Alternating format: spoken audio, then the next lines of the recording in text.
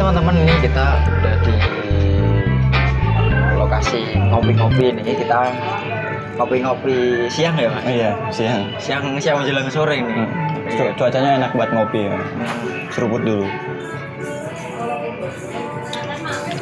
Nah, di sini kita bakal ngasih tahu kalian tentang tips-tips menurut kami ini, gimana sih mengefisiensikan absen di kuliah. Di kuliah kan kayak 100% absen terus kan, ya kayak sekolah harus 100%. Kalau di kuliah itu kalian bisa, itu ada kelonggaran 25% ya? 25% ya? 25% itu lumayan, itu berguna nanti. Nah, di sini kita bakal ngasih tips-tips bagaimana mengefisiensikan 25% itu. Oke. Gimana, Mas? Langsung aja kawan. Kayaknya menurut saya itu, Mas, yang pertama itu kalau anak organisatorin ini dia bisa 25% itu dari ngambil jatah dia pakai surat itu loh, Mas. Surat. Nah, surat izin untuk melaksanakan kegiatan. Oh, ya, kegiatan. Nah, dispensasi ya? Dispensasi itu. Itu nanti masuknya ke absen alfa atau absen masuk sih, Mas. Izin sih maksudnya. Tapi tetap itu kalau izin nggak izin tetapnya nggak masuk tetap.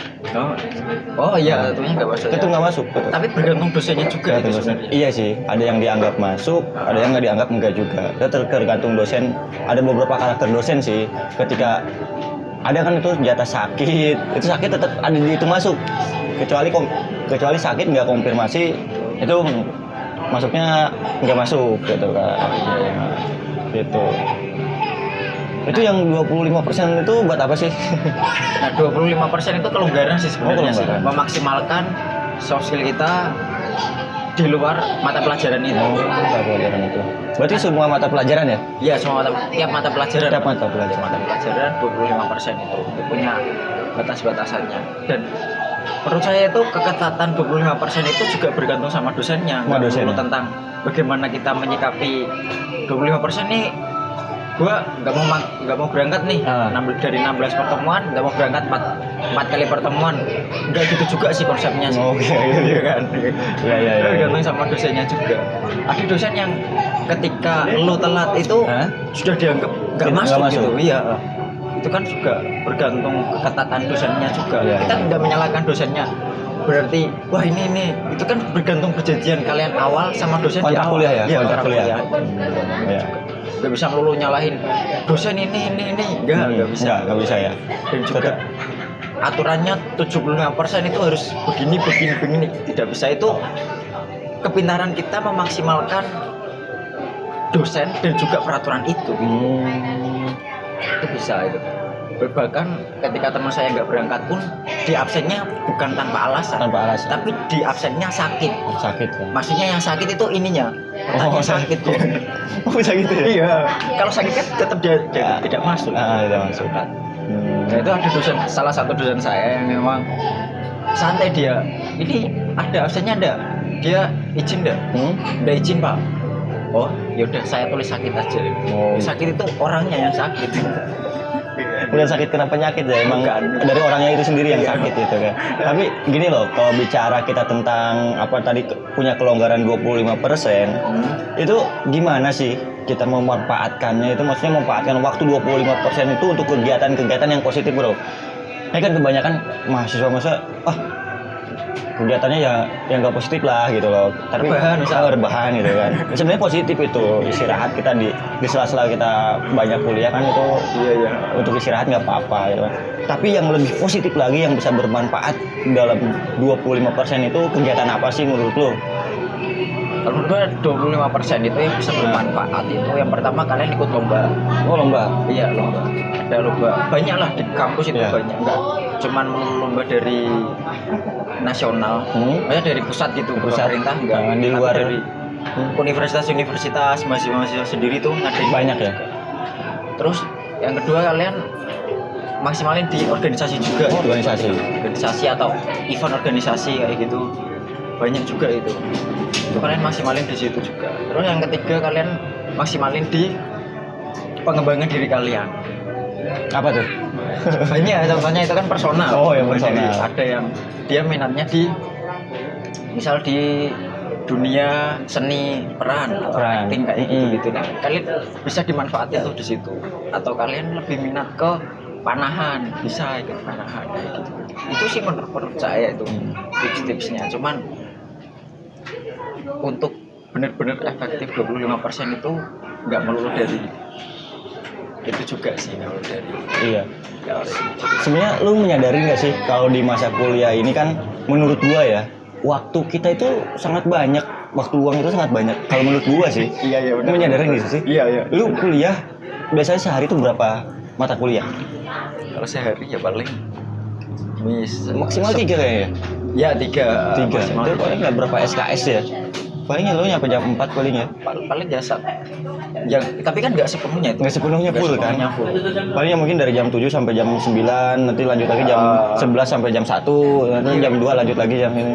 Tergantung SKS-nya juga sih lah ya. Nah, sebenarnya kita tuh selain dari 25% untuk bolos itu, maksudnya untuk tidak masuk kuliah, ternyata di sela-sela kita kuliah pun masih ada waktu tersisa banyak ya.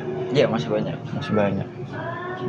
Nah, kalau menurut gue sih untuk pemanfaatan waktu seperti itu ya satu tadi benar untuk mengembangkan diri. Banyak sih orang teman-teman gue gitu ya yang di sela-sela waktunya itu selain dia kuliah dia kerja juga sih. Kadang buka usaha juga. Oh, iya, itu kan benar gak sih? Teman-teman gue banyak yang itulah untuk katanya beli rokok gue aja cukup lah katanya nggak terlalu. Iya kan? Katanya buat beli rokok gue aja udah cukup gitu kan. Seperti itu sih.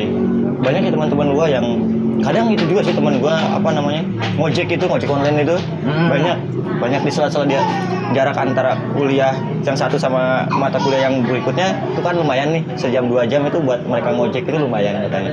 Iya sih, bener-bener. Bahkan pertama kali waktu booming-boomingnya ojek online itu, teman saya rela dia nggak berangkat kuliah seharian itu. Demi ngojek gitu ya? Demi ngojek. Lumayan banget tadi ya. Lumayan dibuat samu gitu ya. Iya. Tapi nggak melulu tentang itu sih. Usaha ojek online kan berarti kita mengisi waktu luang kan? Iya, mengisi waktu luang. Isi waktu luang nggak kamu jarang lah mahasiswa jadi yang utamanya ojek online jarang. Paling isi waktu luang gitu. Tapi kalau emang wirausaha sih worth it juga sih. Bagus ya, Iya bagus ya. Itu menurut gue sih melatih mental kita juga sih kalau di wirausaha itu. Contohnya tau lah namanya juga orang usaha ya. Orang usaha membuka awal itu tantangan sangat luar biasa. Apalagi udah buka nih, bisa kuat berapa lama usaha kita?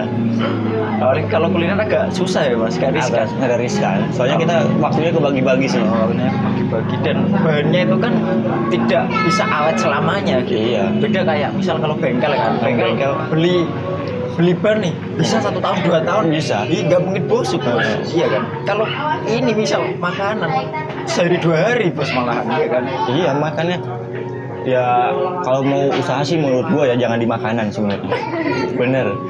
Ya kalau memang kita sanggup punya alat pendingin juga ya nggak apa-apa sih, bisa ditahan berapa 1 hari 2-3 hari ya gitu. Cuman kalau di makanan itu sangat riskan sih kalau menurut gua ya. Apalagi di musim-musim kayak gini sekarang pandemi ini, aduh mahasiswa udah nggak ada di kampus ya. Gitu. Jadi kalau menurut gua sih itu sih dalam memanfaatkan waktu 25% sama selain itu pun masih banyak waktu yang kosong ketika di perkuliahan ini. Itu sebenarnya pintar-pintar teman-teman aja sih ngebagi waktunya perkuliahan sama waktu kosong itu mau dibuat apa sama teman-teman, mau dibikin sekreatif apa teman-teman, sebermanfaat apa buat teman-teman itu kembali lagi ke teman-teman sih. Dan nggak perlu juga ya Senin sampai Sabtu kuliah terus pagi sampai sore kan nggak kalau kalian bisa memaksimalkan Senin langsung 4 mata kuliah, Selasa langsung mentok-mentok kan bisa Kamis juga. Ada juga ada juga teman gua 1 minggu tuh kuliah cuma 3 hari doang bro. Karena dia dipadetin di hari itu. Jadi 24 SKS itu ya dalam 3 hari itu dia padetin terus itu.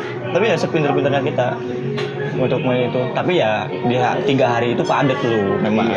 Cuman di hari berikutnya lu kosong gitu. Cuman yang jadi problem ketika acaranya harus hari itu, kita punya acara harus hari itu, ya terpaksa kita harus absen di hari itu. Absen, tetap. Kalau yang waktunya sampai Kamis kan bisa lah dia bisa dipindah jamnya sore gimana, longgarnya kuliah sore ya itu bisa dipindah. Tapi memang sih kadang jadwal yang udah kita atur itu nggak sesuai apa yang kita harapkan. Kadang ada juga dosen yang pindah hari loh. Iya. Pernah ngalamin gak lo sih? Iya pernah. Nah, sering banget. Kadang gue sering bentrok dengan mata kuliah yang lain juga sebenarnya. Tapi ya gue mau gimana lagi? Ketika dosen udah bilang ini, kita mau ngelawan pun auto gitu loh. Apalagi dosen-dosen senior ya. Malah yang dosen-dosen yang memang jadwalnya situ malah ngalah gitu lah. Pokoknya, tapi kalau menurut gue udah lah yang pertama gimana caranya kita tuh memanfaatkan waktu kita semaksimal mungkin dan seproduktif mungkin lah. Di kampus itu ya tiduran boleh, istirahat boleh, cuman jangan kebanyakan tiduran bro, cari yang bermanfaat ya nggak sih? Iya benar. Mungkin itu sih. Iya. Itu kayak cukup sekian tips-tips dari kami. Iya tadi lumayan banyak juga ya. Berapa menit ini? Lumayan lah 10 menitan lah. Oke, kita tutup aja langsung close. Saya dari Adi Pratama. Seperti biasa saya Prata. Oke, see you.